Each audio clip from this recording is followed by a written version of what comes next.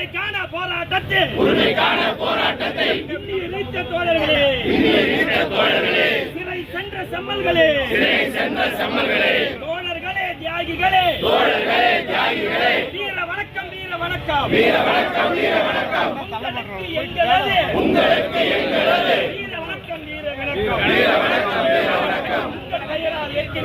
உங்கள் பெயரால் ஏற்கின்றோம், வீர சபதம் ஏற்கின்றோம். ஓயாது இந்த போர் ஓயாது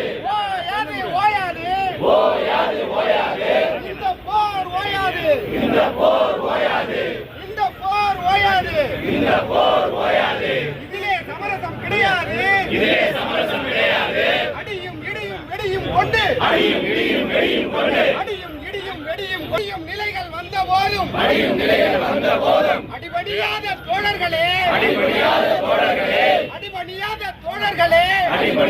தோழர்களே